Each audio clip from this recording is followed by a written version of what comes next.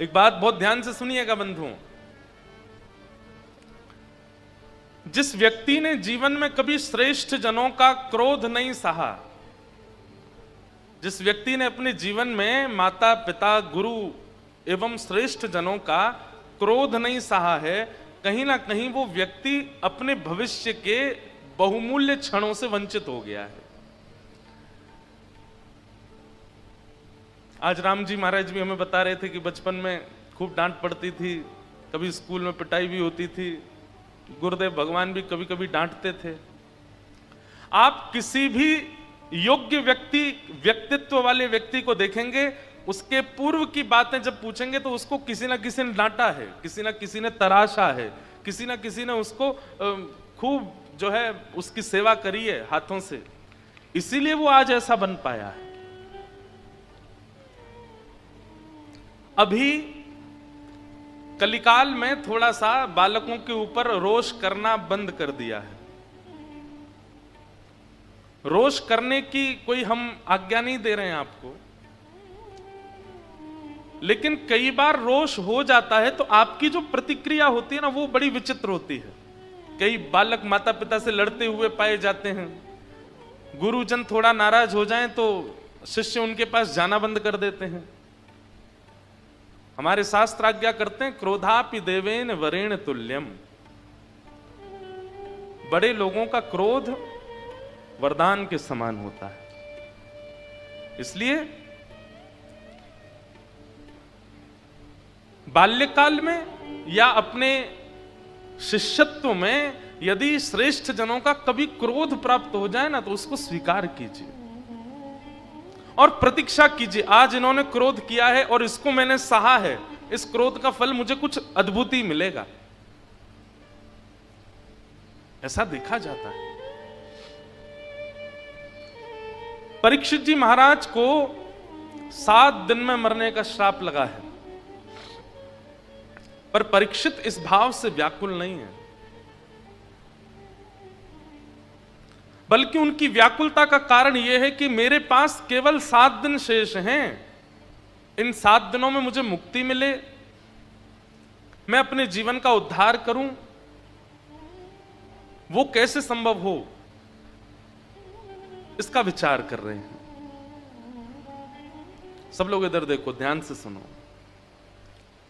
बहुत ध्यान से सुनो। विपरीत अवस्था सबके जीवन में आती है। विपरीत अवस्था में जो निर्णय लिया जाता है ना, वह निर्णय ही आपको भगवत प्रिय बनाता है। हमारी बात को बहुत ध्यान से सुनिएगा, ये एक सूत्र दे रहे हैं आपको। अनुकूल अवस्था में ऐसा आप माने कि ठाकुर जी आपको देख नहीं रहे हैं, क्योंकि अनुकूल अवस्था से सब बढ़िया चल रहा है, समय से भोजन चल रहा है, कोई टेंशन नहीं है, रात में समय से सो रहे हैं, समय से उठ रहे हैं, खूब खा रहे हैं, पी रहे हैं, आनंद कर रहे हैं, धन भी आ रहा है, सब बढ़िया, बिल्कुल सेटलमेंट चल रहा है। तो समझो ठाकुर जी की दृष्टि अभी नहीं है। लेकिन जैसे ठाकुर जी देखना प्रारंभ करते हैं ना, तो फिर विपरीतता आती है, और वो विपरीत अवस्था में आपके द्वारा किया गया निर्णय, उसको ठाकुर जी बहुत ध्यान से देखते हैं। अब ये क्या निर्णय लेगा, कैसे निर्णय लेगा। अब जैसे यहां बहुत सारे लोग बैठे हैं, हो सकता है कोई क्रिकेट ना भी खेलता हो, पर क्रिकेट में जो बैट्समैन है वो कितना भी अच्छा हो, बॉलर पूरा प्रयास करता है कि मैं इतनी खतरनाक बॉल डालूं कि ये छू भी ना पाए, और वो कठिन से कठिन बॉल फेंकता है, कभी उसके सिर पर, कभी उसके हाथ पर, कभी पैर पर, लेकिन फिर भी वो उस पर छक्का मार दे, चौका मार दे, और कुछ नहीं तो रोक भर दे, तो कई बार बॉलर भी उसको अप्रिशिएट करके जाता है, बोल वाह तूने इसको खेल लिया, ये खेलने लायक थी नहीं फिर भी तू खेल लिया। और छक्का मार दे तो फिर पूरा स्टेडियम ही खड़ा हो जाता है। ठीक वैसे ही ये कर्म रूपी बॉलर हमारे सर से लेके पैर की एक एक नस को देख लेता है, और हर उस नस पे एक और चीज होती है क्रिकेट में, जब इंटरनेशनल क्रिकेट होता है ना, प्लेयर को कई बार बॉल लग जाती है तो बॉलर जानबूझ के जहां लगी है वहीं बॉल मारता है कि ये आउट हो, ये कैसे भी जाए, लेकिन फिर भी बॉलर खेल जाता है तो उसके फिर सालों तक चर्चा रहती है। अब ये बात मैं इसलिए, मैं क्रिकेट खेलता हूं इसलिए इस भाव से बता रहा हूं। हमारे जीवन में आने वाली विपरीत अवस्था, ठाकुर जी को विपरीतता देना अच्छा नहीं लगता। हमारे जीवन में विपरीतता ठाकुर जी देते भी नहीं। मैं एक बात कथा में, ठाकुर जी पे इतना समय नहीं है कि वो अरे वो राम जी हैं हरिद्वार में, उनको मुझे विपरीतता देनी है, नहीं। इतने करोड़ों के ब्रह्मांड में उनको पता भी होगा कि कौन हरिद्वार में बैठा है, कौन कहां बैठा है। अरबों खरबों की मानवों की जनसंख्या, उसके बाद अरबों खरबों जल के जीव, पशु पक्षी, सब ठाकुर जी का ध्यान, सबका ठाकुर जी ध्यान रखते हैं। इतनी भीड़ में ठाकुर जी को पता भी होगा कि मुझे इंद्रेश को दुख देना है? नहीं, ये तो हमारे प्रारब्ध है, ये तो कर्म है, कर्म के भाव से आता है। लेकिन जब विपरीतता आती है, उस विपरीतता में जो निर्णय हम लेते हैं वो ठाकुर जी देखते हैं, वो ठाकुर जी देखते हैं कि इसके जीवन में अब कठिन स्थिति आई है, अब ये क्या निर्णय ले रहा है, ये कैसे एक्शन ले रहा है, क्या विचार कर रहा है, अब क्या सोच रहा है, उससे ठाकुर जी प्रसन्न होते हैं। इसलिए विपरीतता जीवन में जब आती है उससे विचलित मत होइए, बल्कि सद्गुरुओं के चरण पकड़ के इन सत्संगों के माध्यम से उस विपरीतता का समाधान ढूंढिए, उसमें एक ऐसा निर्णय लीजिए जिसने, अब कई लोग होते हैं विपरीतता सबके जीवन में आती है, पर उसमें जब आप टूट के रोने लगते हो, ठाकुर जी कहते हैं अब ये हार गया। कई लोग यहां ऐसे बैठे होंगे जो ये कह रहे होंगे महाराज जी आपको क्या पता, आप तो व्यास मंच पे बैठे हो, कितनी विपरीत परिस्थिति आती है। चलो आपको लगता हो कि महाराज जी को नहीं पता, लेकिन हम इतने भक्तों के चरित्र पढ़ते हैं। सूरदास जी के तो नेत्र ही नहीं थे,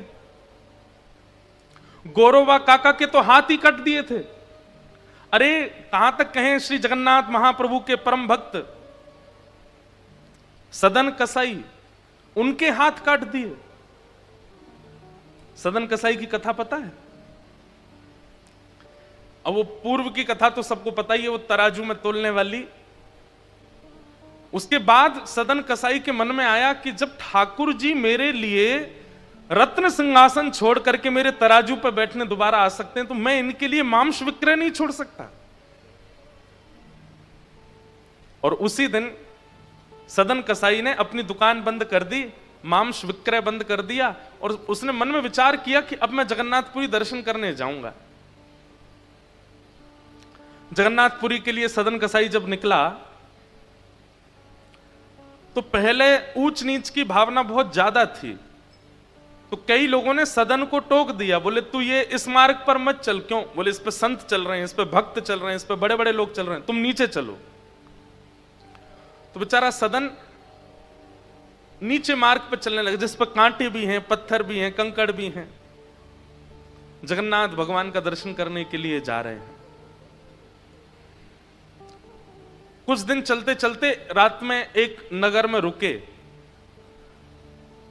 तो जहां सदन कसाई रुके वहीं पास में ही एक भवन था, एक घर था, और उसके ऊपर खिड़की पर एक परम सुंदरी युवती खड़ी थी, और उसका मन सदन जी पर आ चुका था। सदन जी ने उसको देखा तो देख करके उसको हाथ जोड़े प्रणाम किया, लेकिन उसका जो प्रत्युत्तर था वो अच्छा नहीं था। वो प्रत्युत्तर में आकर्षण के कुछ भाव कर रही थी। सदन जी ने अपने नेत्र नीचे किए और ठाकुर जी का स्मरण करने लगे। विपरीतता आई है जीवन में, ये ठाकुर जी परीक्षा ले रहे हैं। लेकिन यही परीक्षा पूरी नहीं हुई। उसने ऐसा कुछ इशारा किया कि वो सदन जी को बोली, अगर तुम मुझे स्वीकार करो तो मैं पहले से विवाहिता हूं, मैं अपने पति को मार के तुम्हारे साथ चल दूंगी। तो सदन जी ने उसको मना किया, लेकिन फिर भी मनचली स्त्री नहीं मानी, उसने पति को मार दिया और मार करके सदन जी के पास आ गई और सदन जी से आगे बोली, मुझसे ब्याह करो, मेरे को अपने संग रखो। सदन जी चरण पड़े, बोले मैं तो कहां रखूंगा आपको, और मैं तो बस जगन्नाथ जी से मिलने जा रहा हूं, मेरा आगे का कोई भरोसा नहीं है, मैं कोई भविष्य जीने के लिए नहीं कर रहा हूं सब कुछ। बहुत सावधानी से सुनिए सब लोग, मेरा भविष्य कोई निश्चित नहीं है, आप मेरे भरोसे मत रहिए। अब वो युवती बोली, अरे तेरे लिए मैंने पति मार दिया अपना, उसको मार करके आई हूं, तू कह रहा है कि मैं तुम्हें स्वीकार नहीं करूंगा। मुझे स्वीकार करो, नहीं तो मैं हल्ला करके पूरे गांव को बुला लूंगी। सदन जी बोले, मैं बाकी सब सह लूंगा लेकिन आपको स्वीकार नहीं कर पाऊंगा, क्षमा करो। और उस स्त्री ने हल्ला करके पूरे गांव को इकट्ठा किया, सबसे झूठ बोल दिया कि इसने मेरे पति को मार दिया।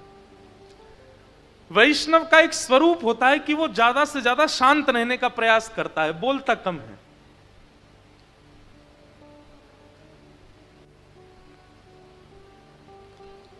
सदन जी को तो ये चिंता लगी थी, अभी कितनी दूर जगन्नाथपुरी है, मुझे चल करके जाना है, मुझे महाप्रभु जगन्नाथ जी का दर्शन करना है। उनके चित्त में तो यही व्याकुलता सता रही थी। लेकिन सब गांव के लोगों ने सदन कसाई को राजा के सामने प्रस्तुत कर दिया। राजा ने सदन कसाई से कहा, क्या तुमने इनके पति को मारा? तो सदन जी बोले, देखिए मैं कितना भी प्रमाणित कर दूं कि मैंने नहीं मारा, आप लोग अंततो गत्वा मुझे ही दोषी ठहराओगे। मेरी आपसे एक प्रार्थना है कि अगर मैंने स्वीकार कर लिया कि मैंने इनके पति को मारा तो आप मुझे दंड दोगे? बोले, हाँ दंड तो मिलेगा। बोले, दंड रूप में कुछ भी दीजिएगा, बस मेरे प्राण मत लीजिएगा, क्योंकि मुझे जगन्नाथ जी को देखना है एक बार। दंड रूप में आप चाहे जो कर दीजिए, बस मुझे एक बार महाप्रभु जी को देखना है। कैसी उत्सुकता उनके चित्त में ठाकुर जी के दर्शन की है। उनका दोष नहीं था, फिर भी उनको यह लग रहा था कि मैं जितनी देर यहां पर गवाहियां देता रहूंगा, बोलता रहूंगा कि मैंने नहीं मारा, मैं उतना समय और लगेगा महाप्रभु जी से मिलने में। उससे पहले उन्होंने कहा, ठीक है मैंने किया है, अब जो दंड देना है दे दीजिए, बस मुझे मारिएगा नहीं, मेरे प्राणों को जीवित रहने दीजिए जब तक मैं जगन्नाथ जी को ना देख लूं। तो राजा ने कहा, भाई जब पहली बार में ही व्यक्ति अपना दोष स्वीकार कर रहा है, एक काम करो, इसके दोनों हाथ काट दो। जैसे ही राजा ने कहा दोनों हाथ काट दो, तुरंत सदन कसाई जी ने हाथ आगे किए, बोले तुरंत काट दीजिए। हाथ काटने के बाद व्यक्ति रोता है, पर सदन कसाई नाच रहे थे। किसी ने पूछा, बोले भाई बहुत लोग देखे, तुझ जैसा नहीं देखा, हाथ कट गए, लहू लुहान हो गया, रक्त निकल रहा, तू हंस रहा है, तू नाच रहा है। रोते रोते सदन कसाई बोले, मैंने सुना है महाप्रभु जगन्नाथ भी बिना हाथ के हैं, तो मैं हाथ लेके कैसे जाऊं? मेरे महाप्रभु जी जब बिना हाथ के हैं तो मैं हाथ लेके कैसे जा सकता हूं? वास्तव में तो शायद अब मैं अधिकारी बना हूं उनके दर्शन का। राजा भी समझ गए, बोले कि इनका दोष है नहीं, लेकिन सबने नतमस्तक होकर के प्रणाम किया सदन जी को। वो बोले, बस मुझे अब मत रोकिए, मुझे जाने दीजिए। राजा ने चिकित्सा करवा दी हाथ की, थोड़ी उस पर मल्लम वगैरह लगा दी, लेकिन भुजाएं तो कट चुकी हैं, केवल यहां तक हाथ हैं दोनों। कितनी विपरीत अवस्था! लेकिन सदन कसाई व्याकुल नहीं हुए, विचलित नहीं हुए, चल पड़े जगन्नाथ जी से मिलने। जैसे ही श्री क्षेत्र जगन्नाथ आया, भगवान जगन्नाथ जी का एक विशेषता है कि उनका जो नील चक्र है मंदिर के ऊपर का, वो दूर किलोमीटरों दूर से दिखाई दे जाता है। आप कभी, मैं अपने दर्शन की विधा बता रहा हूं, भुवनेश्वर से जैसे ही हम जाते हैं पुरी के लिए, तो मेरी नजर बस गाड़ी के चारों तरफ घूमती रहती है कि कैसे भी, अब तो मुझे पता है किस दिशा में दिखते हैं, और मुझे यह भी पता कौन सा बोर्ड आता है जिसके बाद सबसे पहले नील चक्र दिखता है, और उसके बाद भी कम से कम 8-9 किलोमीटर दूर रह जाते हैं जगन्नाथ जी, वहीं से नील चक्र दिखता है। जैसे सदन कसाई ने नील चक्र देखा, व्याकुल हो गए। दोनों भुजा नहीं है, बार बार गिर जाते हैं, बड़ी मुश्किल से उठते हैं, लेकिन महाप्रभु जी इतने त्याग में भक्त को कैसे अस्वीकार करें? महाप्रभु जी ने तुरंत अपनी ब्रह्म वेदी पर बैठे बैठे पुजारियों को आज्ञा की, बोले मेरा एक परम भक्त आया है, मेरा एक परम वैष्णव भक्त आया है, मैं उसके दर्शन के लिए बड़ा व्याकुल हो रहा हूं, पुजारी सब बोले भगवान आज्ञा करें, क्या करें? बोले तुरंत पालकी लेके आओ, उसको लेके आओ।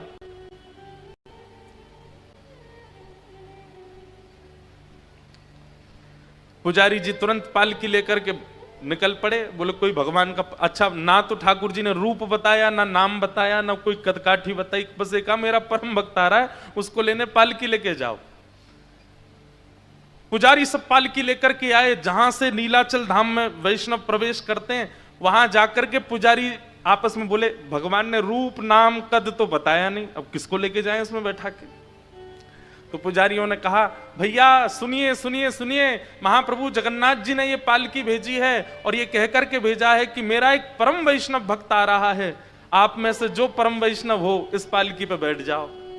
महाराज वहां तो लड़ाई होने लगी, सब लड़ने लगे हम हैं परम वैष्णव। दूर खड़े सदन कसाई अपनी कटी हुई भुजाएं ऐसे जोड़ करके बैठे थे। बोले जिसके लिए महाप्रभु जी पालकी भेजे उस भक्त का दर्शन आज पहले करूंगा मैं, फिर महाप्रभु जी को देखूंगा।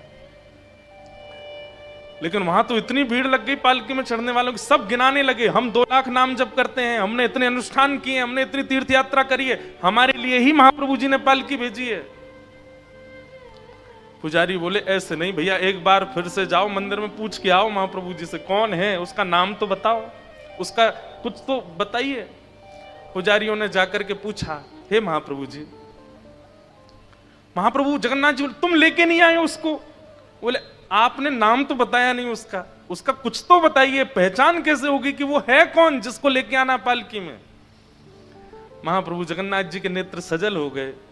बोले जैसा बिना हाथ का मैं हूं वैसा ही वो भी है, उसको लेके आओ, उसको मेरे पास लाओ। पुजारी जब दौड़ करके गए तो देखा दूर बैठे हाथों पे पट्टी लगी है सदन कसाई के, और जैसे ही देखा पालकी ले जाकर के उनके सामने रख दी। बोले कि महाप्रभु जी ने आपके लिए पालकी भेजी। ये सुनकर के इतना रोए सदन कसाई, चरणों में गिर गए, मैं योग्य नहीं हूं, महाप्रभु जी क्यों इतनी कृपा मुझ पर करते हैं? अरे मैं तो कसाई हूं, मैंने कितना मांस काटा है, कितना कुछ मैंने पाप अपने जीवन में किया। अरे दुनिया के लोग तो किसी वस्तु को बेचते हैं तो तराजू पर ईंट रखते हैं, पत्थर रखते हैं, वाट रखते हैं, मैंने तो शालिग्राम रख करके मांस बेचा है, मैं इतना बड़ा पापी, और महाप्रभु जी मेरे लिए पालकी भेजते हैं।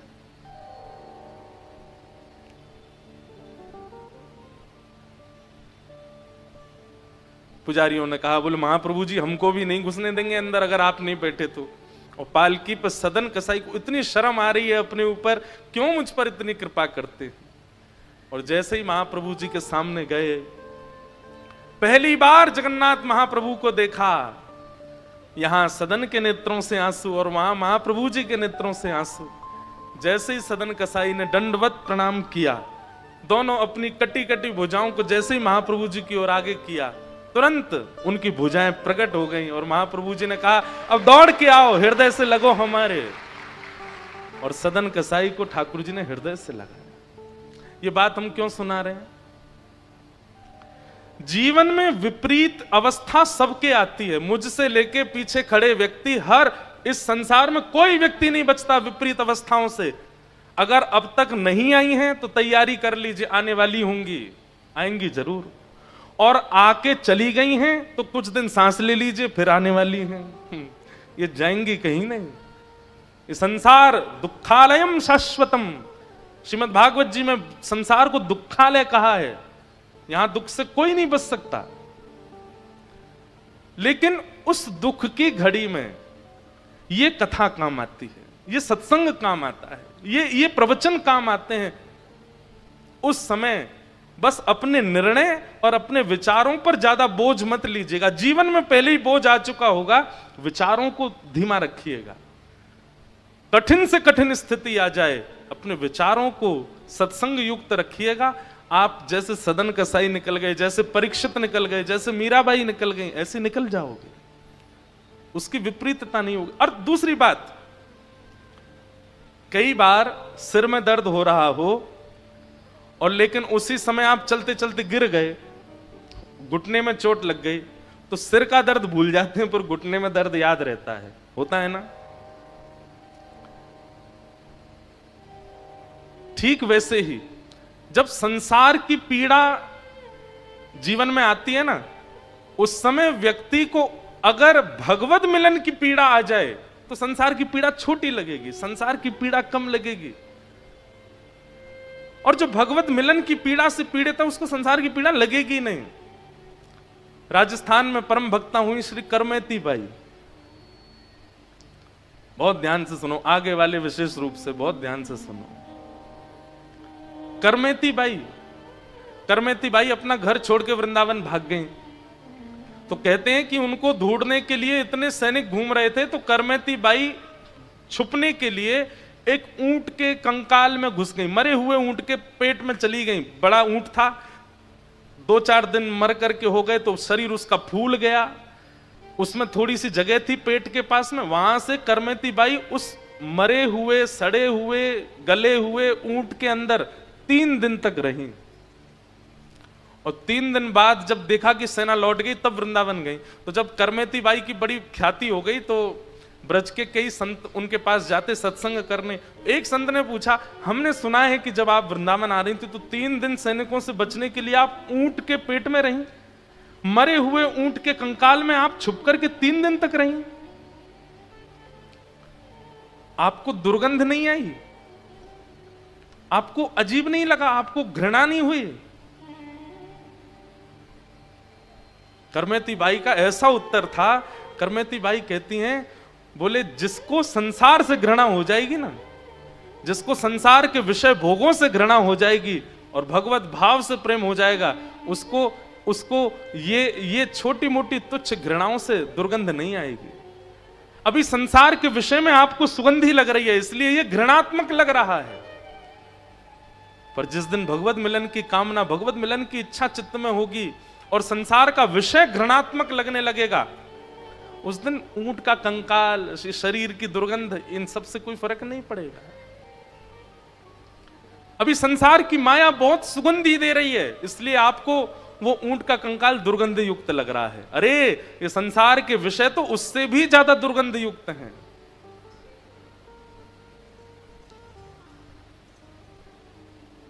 विपत्ति सबके जीवन में आती है, पर उस विपत्ति से बचने के 2 ही तरीके हैं, या तो उससे जूझो, या तो उससे लड़ो, या फिर उस विपत्ति से भी ज्यादा भगवत मिलन की आस चित्त में प्रकट कर लो। तो विपत्ति छोटी लगेगी, भगवत मिलन की आस ज्यादा हो जाएगी।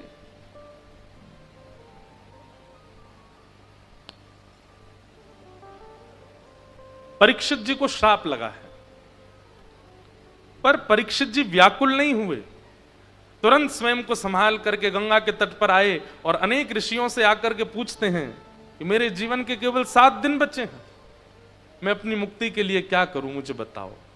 तब श्री सुखदेव जी का आगमन हुआ और सुखदेव जी के चरणों में जैसे ही परीक्षित जी ने कहा कि मुझे 7 दिन में मरना है, मेरी मुक्ति का उपाय बताइए। और यहां से श्री सुखदेव जी महाराज श्री गंगा जी के तट पर कहना प्रारंभ करते हैं कि वरीयानिशते प्रश्न क्रतो लोक हेतं नृप आत्मवित् सम्मत पुंसां श्रोतव्या दिशु पर। राजन, आपने जो प्रश्न किया है ये लोक कल्याण के लिए तो बहुत अच्छा है, जल्दी मरने वाले की मुक्ति का उपाय क्या है, पर अगर यह प्रश्न आपने अपने लिए किया है, अपने निज भाव के लिए किया है, तो यह प्रश्न उचित नहीं है। परीक्षित बोले तो मैं लोक में नहीं आता, मैं संसार में नहीं आता, मतलब संसार के लिए पूछा गया तो अच्छा है, मैं अपने लिए पूछूं तो अच्छा नहीं है, इसका मतलब क्या है? शुक्राचार्य जी कहते हैं, बोले परीक्षित तुम पांडवों के वंशधर हो, पांडवों के पुत्र हो, तुम वो बालक हो जिसने जन्म बाद में लिया, भगवत दर्शन पहले किया है। किसी ना किसी रूप में यदि तुम 7 दिन कुछ नहीं भी करोगे तो भी तुमको मुक्ति हो जाएगी, क्योंकि शास्त्र आज्ञा करते हैं जिसने एक बार भी भगवत दर्शन किया हो उसको मुक्ति निश्चित है। जिसने एक बार भी ठाकुर जी देख लिए हैं उसकी मुक्ति निश्चित है। राक्षसों को भी मुक्ति मिली है, कंस को भी मिली, पूतना को भी मिली, अघासुर बकासुर धनु सब वैकुंठ में बैठे हैं, सबको मिली है मुक्ति। परीक्षित, तुम्हारी मुक्ति का उपाय पूछना, यह तो ऐसा प्रतीत होता है कि धनवान व्यक्ति यह पूछ रहा है कि मैं सोना कहां से लूं। अरे तुम पे है इतना, और क्या चाहिए तुमको? तुम्हारे पास तो मुक्ति है, धरोहर में मिली हुई है तुमको, तुम मुक्ति की याचना कर रहे हो, इसलिए यह प्रश्न तुम्हारे लिए अच्छा नहीं है। हां, लोक कल्याण के लिए पूछ रहे हो तो ठीक है। मैं इस बात को कभी कभी सोचता हूं तो विचार करता हूं कि गुरु इन्हें कहते हैं, जो प्रश्न का उत्तर दे दे वो गुरु नहीं, वो भी गुरु हैं, पर जो प्रश्न पूछना सिखा दे वो गुरु। प्रश्न होने कैसे चाहिए, प्रश्न की स्थिति क्या होती है। परीक्षित, तुम मुक्ति की कामना मत करो, तुम्हारे पास तो मुक्ति है, और तुम्हें मुक्ति नहीं भी मिल रही होगी तो तुम्हें 7 दिन में मरने का श्राप लगा है। आज पहला दिन है, निकलने दो, दूसरा दिन भी निकलने दो, तीसरा, चौथा, पांचवा, छठवां, 7वां दिन भी आ जाए और तक्षक सर्प तुमको डसने आ रहा हो, उसके डसने से 1 सेकंड पहले मैं तुम्हारे कान में श्री कृष्ण शरणम मम, हरिश शरणम, नमो नारायणाय कुछ भी कह दूंगा, भगवान नाम तुम्हारे कान में जैसे ही जाएगा और उसके बाद तुम्हारे प्राण निकलेंगे तो तुम्हारी मुक्ति निश्चित है। क्योंकि हमारी शास्त्र आज्ञा करते हैं, श्रीमद् भागवत जी आज्ञा करती हैं, अंते नारायण स्मृति। सोचिए नाम कितना विशाल है कि आपने जीवन भर पाप किए, जीवन भर दुष्कर्म किए, लेकिन गलती से अगर अंतिम क्षण में भगवान नाम ले लिया, प्राण त्यागते त्यागते मुख से निकल पड़ा श्री राधा और प्राण निकल गए, जीवन में चाहे जो किया हो सब शून्य हो जाएगा, सब नष्ट हो जाएगा। आवाज नहीं आ रही भैया, नहीं बढ़ाओ।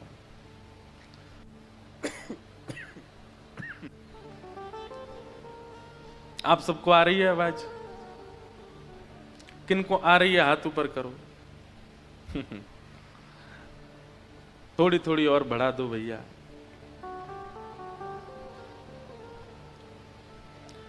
क्या बता रहा था मैं तो भूल ही गया हैं? वो तो हमको ही पता, परीक्षित के बारे में बता रहे थे, पर बता क्या रहा था? हाँ, नाम, नाम की महिमा। नाम कितना श्रेष्ठ है कि कोई व्यक्ति अपनी अंतिम स्थिति में हो और जीवन भर उसने कुछ भी किया हो, लेकिन अगर वो अपनी अंतिम श्वास त्यागते समय मुख से बोल दे नारायण, तो फिर जीवन भर का जितना भी उसका किया धरा है सब रबड़ से मिटा देंगे चित्रकेतु। कुछ नहीं, अरे ये तो बहुत, उसने बहुत पिया था, कुछ नहीं, इसने बहुत गलत काम किया, कुछ नहीं, सब मिट जाएगा, 0/0 हो जाएगा, तो सीधे मुक्ति प्राप्त होगी। आप लोग कहोगे महाराज जी ये तो अच्छी बात नहीं, किसी ने इतना दुष्कर्म किया, पर स्त्री संग किया, पर पुरुष संग किया, मदिरा पान किया, मांस भक्षण किया, और वो तो नाम गा करके भगवत धाम चला जाएगा, उसका सब लेखा जोखा सब नष्ट हो जाएगा। अब हमारी बात ध्यान से सुनो।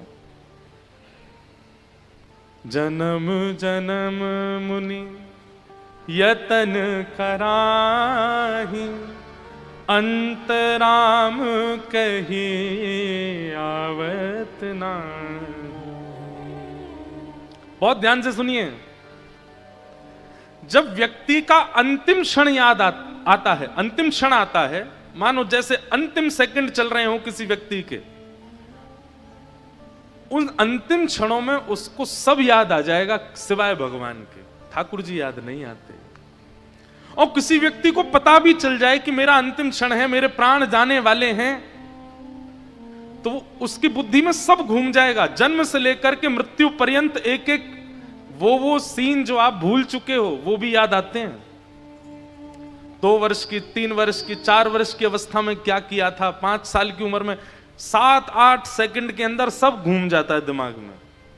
किन से ब्याह हुआ था, बच्चे कैसे हुए थे, कहां गए थे, किसको कितना रुपया दिया था, क्या बनाया था, किसके साथ छल किया था, किसको गाली दी थी, किससे कपट किया था, किससे झूठ बोला था, किससे निंदा की थी, किसकी स्तुति की थी, सब याद आ जाएगा। लेकिन हरिद्वार में कथा सुनी थी ये याद नहीं आएगा, वृंदावन में परिक्रमा की थी ये याद नहीं आएगा, गिरिराज जी में परिक्रमा हुई थी ये याद नहीं आएगा, बद्रीनाथ धाम गए थे, जगन्नाथपुरी गए थे, वो याद नहीं आएगा। अंत में नारायण स्मरण नहीं होता, और जबकि उसी से ही मुक्ति मिलती है, वो ही नहीं होता। कोई व्यक्ति अगर अपने अंतिम क्षण में भगवान नाम सुन ले तो ये भागवत जी आदि शास्त्रों ने स्टैम्प पेपर पर साइन करके कहा है कि उसको मुक्ति मिल गई है, लेकिन ये संभव नहीं हो पाता। आप कहेंगे तो उसके लिए क्या करें? अंत में भगवान नाम आ जाए, उसके लिए जितनी श्वास है, जितना समय अभी जीवित है, उतना स्मरण कर लो। हाँ, एक बात हम दावे से कह सकते हैं, हमको तो कथा ही याद आएगी, क्योंकि हम करते ही कथा हैं जीवन भर। हमको तो लीला ही याद आएगी, हमको तो ठाकुर जी याद आएंगे और गिरधर लाल जी याद आएंगे। क्यों? जीवन भर किया ही क्या है? केवल तीर्थों में गए, धामों में गए, कथाएं की हैं, ठाकुर जी की सेवा की, अनुष्ठान किया है। भगवान करे नजर नहीं लगे इस बात को। जिस भाव की संख्या जीवन में ज्यादा होगी, अंतिम क्षण में वही स्मृति में आएगा। जिस भाव का पडला ज्यादा झुका हुआ होगा जीवन में, चाहे वो माया का हो, चाहे वो संपत्ति का हो, चाहे वो कर्मों का हो, चाहे वो विषयों का हो, भले ही विषय करते करते आपने भगवत स्मरण किया है, भले ही संपत्ति कमाते कमाते तीर्थ यात्रा की, पर जिसका पडला भारी है अंतिम क्षण में वही याद आएगा। हमारा भजन का पडला तो ऊपर है।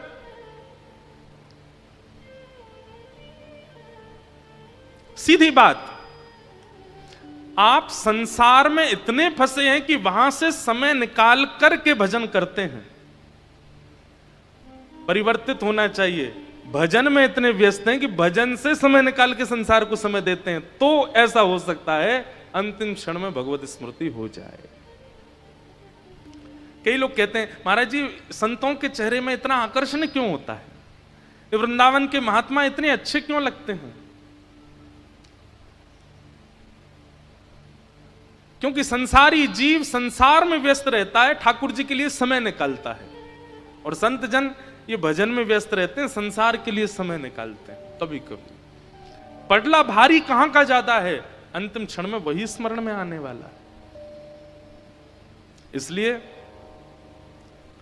हम ये नहीं कहते कि सब तज हरि भज, ये भी बात तो है, पर सबको प्रायोरिटी मत दो, प्रायोरिटी भजन को दो। बाकी सबको जीवन में स्थान दो, पर प्रायोरिटी में भजन होना चाहिए, प्रायोरिटी में ठाकुर जी होने चाहिए, प्रायोरिटी में सेवा होनी चाहिए। अब विपरीतता तो आएंगी, रुकावटें तो आएंगी, लेकिन करो। अंते नारायण स्मृति, अंत में भगवत स्मरण होना, यह सामान्य बात है।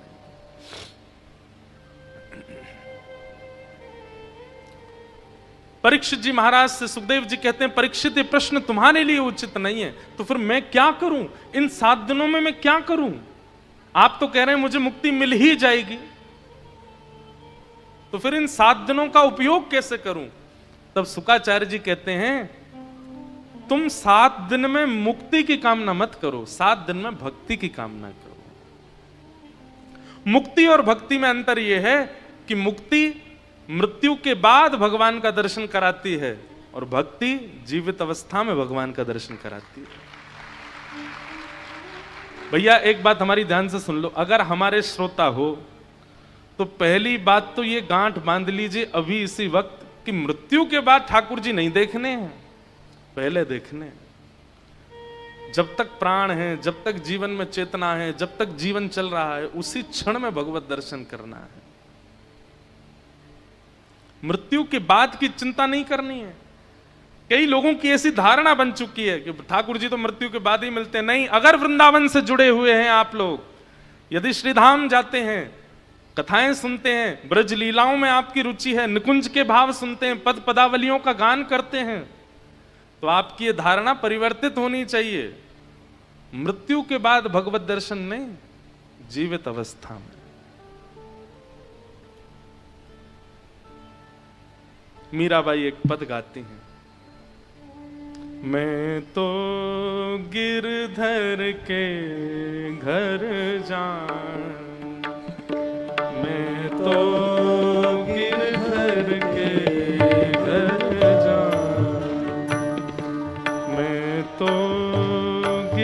गिरधर के घर जाऊं, मैं तो गिरधर के घर जाऊं, मैं तो गिरधर के घर जाऊं, मैं तो गिरधर के घर जाऊं। गिरधर मारो साचो प्रियतम, गिरधर मारो साचो प्रियतम। सब लोग गाओ।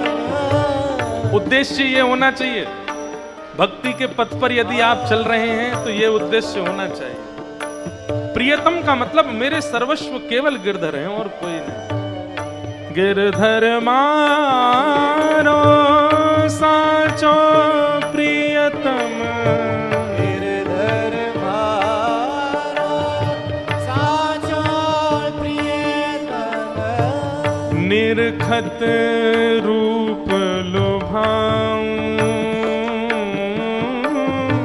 निरखत रूप मैं तो गिरधर के घर जाऊं, मैं तो गिरधर के घर जाऊं, हाँ मैं तो गिरधर के घर जाऊं, मैं तो गिरधर के घर जाऊं। बहुत सावधानी से सुनिए, एक भक्ति पथिक का जीवन कैसे होना चाहिए। रैन पड़े तब ही उठ जाऊं, रैन पड़े तब ही उठ जाऊं, रैन पड़े तब ही उठ जाऊं, रैन तब ही उठ जाऊं। भोर भय ही उठाऊं, हाँ भोर भय ही उठाऊं। हे रैन दिना वाके संग खेलूं, रैन दिना वाके संग खेलूं। मीराबाई के भाव क्या हैं? रात होते ही मैं उठ के भजन करूं और दिन होते ही ठाकुर जी को उठा के सेवा करूं। दिन भर सेवा करती हैं, रात भर भजन करती हैं। हे रैन दिना वाके संग खेलूं, रैन दिना वाके संग खेलूं। हो जो तू जाहिर झाऊं, जो तू जाहिर जाऊं। मैं तो गिरधर के घर जाऊं, मैं तो गिरधर के घर जाऊं, हाँ मैं तो गिरधर के घर जाऊं, मैं तो गिरधर के घर और ओ जो पहरावे सो ही पहरूं, जो पहरावे सोई पहरूं। जो पहरावे सोई पहरूं, जो पहरावे सोई पहरूं। जो दे दे सोई पाऊं, जो दे दे सोई पाऊं। मेरी उनकी प्रीत पुरानी मेरी उनकी प्रीत पुरानी, हाँ मेरी उनकी प्रीत पुरानी, मेरी उनकी प्रीत पुरानी, उन बिन पल ना रहा उन बिन पल ना रहा हूँ।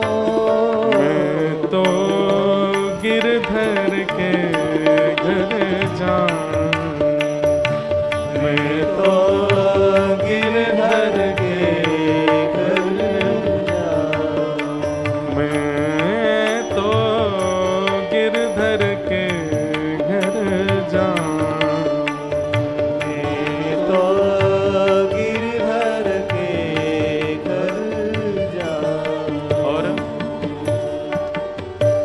जहाँ बिठावे तितही बैठूं, जहाँ बिठावे तितही बैठूं, जहाँ बिठावे तितही बैठूं, जहाँ बिठावे तितही बैठूं, बेचे तो बिक जाऊं, मोहे बेचे तो बिक जाऊं।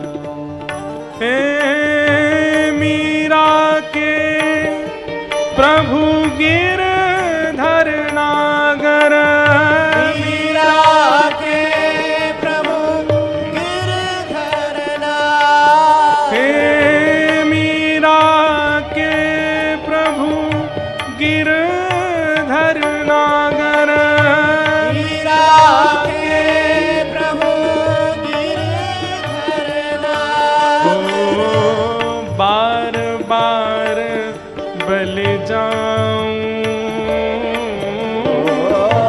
बार बार बल जाऊं। मैं तो गिरधर के घर जाऊं, मैं तो गिरधर के घर जाऊं, मैं तो गिरधर के घर जाऊं, मैं तो गिरधर के घर जाऊं। गिरधर मारो साचो प्रियतम, गिरधर मारो साचो प्रियतम, हे गिरधर मारो साचो प्रियतम, गिरधर मारो साचो प्रियतम, ओ देखत रूप लखाऊं, ओ देखत रूप लखाऊं। मैं तो गिरधर के घर जाऊं, मैं तो गिरधर के घर जाऊं। मैं तो गिरधर के घर जाऊं, गिरधर के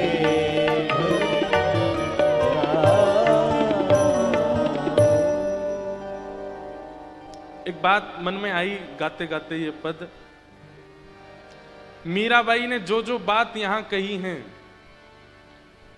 ये मुझसे आप तक किसी में भी करने की सामर्थ्य नहीं है, पर ये सारी चीजें होती हैं, हम सबके घर में होती हैं। कहां ठाकुर जी करते हैं ये सब। कैसे? रैन पड़े तब ही उठ जाऊं। रात में हम सोते हैं, ठाकुर जी उठे ही रहते हैं हमारे। रात में ठाकुर जी सोते हैं। आप जो चैन से सो रहे हो, अगर ठाकुर जी उठे तो ही सो रहे हो, ठाकुर जी सो गए होंगे ना तो रात भर आपके नेत्रों से अश्रुपात होंगे। ठाकुर जी उठते हैं, हम सोते हैं, और सुबह उठते ही हम बस केवल उनको उठा के स्नान करा के बैठा देते हैं।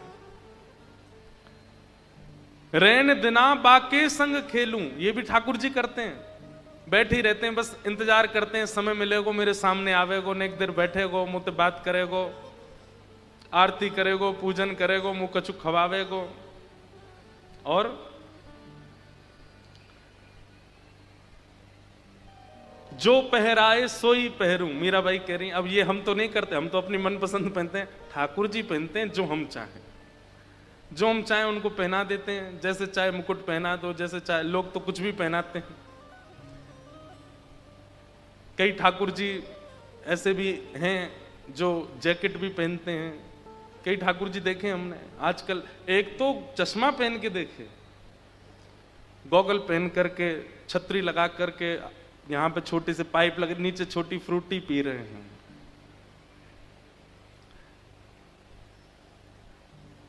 जो पहरावे सोई पहरूं, ठाकुर जी करते हैं ये काम, हम नहीं करते। और जो दे सोई खाऊं, जो दे देते हैं सो खा लेते हैं। कई बार घर में सब्जी ना बनाने का मन होता है, बाहर से मंगा ली है, उसमें प्याज पड़ी है, तो ठाकुर जी को क्या दे रहे हैं, बोले दही का भोग लगा दो, खा लेंगे, बस पेट भर लेंगे। खा लेते हैं बेचारे। कभी कभी मेरे मन में आती है, हम जितनी यातना देते हैं अपने सेवा के ठाकुर जी, काउदना ठाकुर जी ने भ्रगुटी टेढ़ी कर ली, बोले चल बेटा अब तक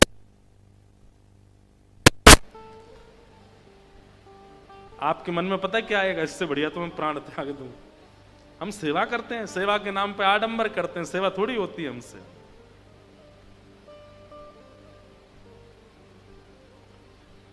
तो बस यहां 3 घंटा बैठ के सुना दूं, आप सुन लो, उसमें ही संतुष्टि रख लिया कीजिए, क्योंकि करने के लिए तो बहुत मुश्किल है। और एक और बात है, जो लोग करने का प्रयास करते हैं तो फिर उनके माता पिता रोक रहे हैं, उनके परिवारी जन रोक रहे हैं, फिर इतनी रुकावट, वो तो सबके जीवन में आई है। अब आप मेरे सामने पूछने के लिए आओगे कि क्या हो महाराज जी, बहुत माता पिता नहीं हो करने दे रहे, या पति देव ऐसे हैं, या पत्नी ऐसी है, या, तब तो मैं समझाऊंगा ही कि भाई निभाओ। लेकिन वास्तविकता तो यह है कि जिस प्रकार कोई प्रेमी अपनी प्रियतमा के लिए सबसे लड़ जाता है, ठाकुर जी के लिए लड़ जाओ सबसे। ठाकुर जी के लिए क्यों लड़ने में आपकी हालत खराब होती है? सब एक तरफ कर दो ठाकुर जी को सब समर्पित। पर यही है भक्ति का स्वरूप, प्रेम लक्षणा भक्ति का स्वरूप।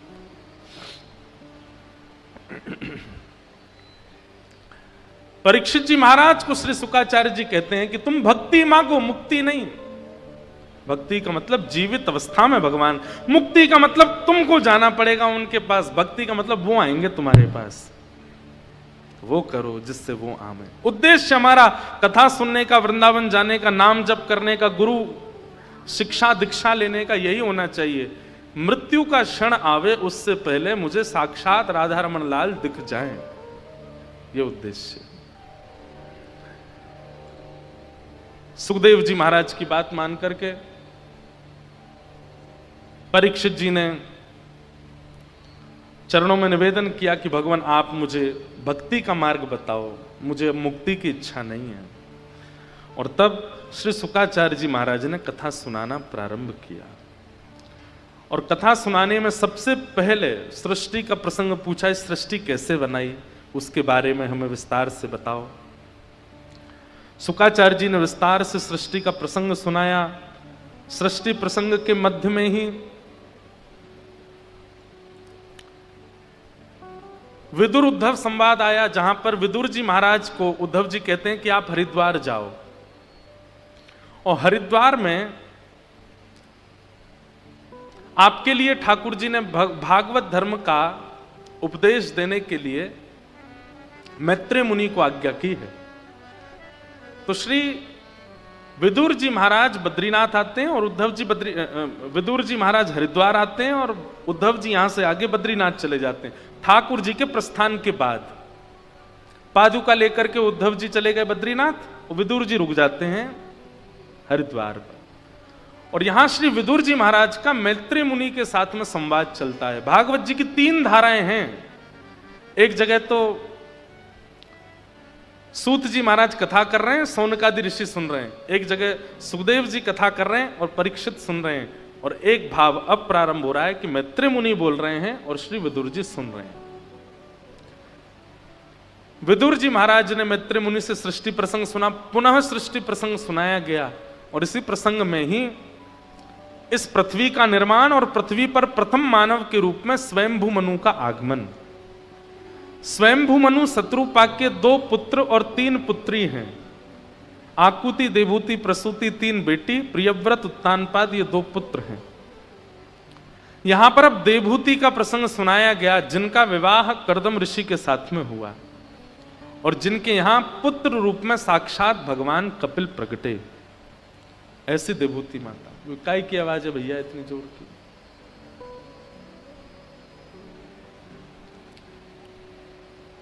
सब लोग देखो, सुनो। आज ठाकुर जी का जन्म होना है ना, तो कंस के पहरेदार आ रहे हैं धीरे धीरे। जेल में अनुकूलता तो होती नहीं है, प्रतिकूलता ही होती है, तभी तो ठाकुर जी जन्म। जेल में मतलब जहां प्रतिकूलता उसको नाम जेल है। आज प्रतिकूलता कुछ ना कुछ आ ही रही है, यहां से आवाज आ रही है, कभी कुछ हो रहा है। तो मैं क्या बता रहा था? कपिल भगवान कर्दम ऋषि ऐसे ऋषि हुए हमारे भारतवर्ष के, जिन्होंने 1000 वर्ष तक तपस्या की। और 1000 वर्ष बाद जब ठाकुर जी प्रसन्न होकर के प्रकट हो गए और कहा वरदान मांगो, क्या चाहिए? तो कर्दम ऋषि क्या मांगते हैं कि तथा सचाहम परिवोडुकाम समानशीलाम ग्रह में धेनुम उपेयवान मूलमशेष मूलम दुराशय कामदुदांग्रिपस्य। बहुत ध्यान से सुनना। कर्दम ऋषि भगवान जब प्रकट हो गए 1000 वर्ष बाद, तो कर्दम ऋषि कहते हैं नाथ एक ही वरदान दे दो। बोले क्या? मैं आपसे जितना प्रेम करता हूं, मैं आपकी जितनी सेवा करता हूं, मैं आपकी जितनी आराधना करता हूं, मुझसे भी ज्यादा आपसे प्रेम करने वाली, मुझसे भी ज्यादा आपकी आराधना करने वाली, मुझसे भी ज्यादा आपसे स्नेह करने वाली एक कन्या से मेरा ब्याह हो जाए, ऐसी कृपा कर दो। इसका मतलब क्या है? सुलक्षणा गृहिणी बिना तप के नहीं मिलती। जितने भाई लोग बैठे हैं और जितनी बहनें भी बैठी हैं वो भी सुने। अब जिनके हो गए ब्याह वो तो कुछ कर नहीं सकते, जिनके अभी नहीं हुए वो अभी भी कर सकते हैं। कर्दम ऋषि ने तपस्या की है, किसके लिए? एक सदगृहिणी पत्नी की प्राप्ति के लिए। और हमें चाहिए कि हम केवल डॉक्टर बन जाएं, चार्टर्ड अकाउंटेंट बन जाएं, अपने आप ही अच्छे घर की लड़की आ ही जाएगी जीवन में। नहीं, तब करना पड़ेगा, भजन करना पड़ेगा, तभी। अब हाँ, खाने पीने वाली तो आ जाएंगी, पर भगवत भक्त तो उसके लिए तो तप करना पड़ेगा, तभी आएंगे।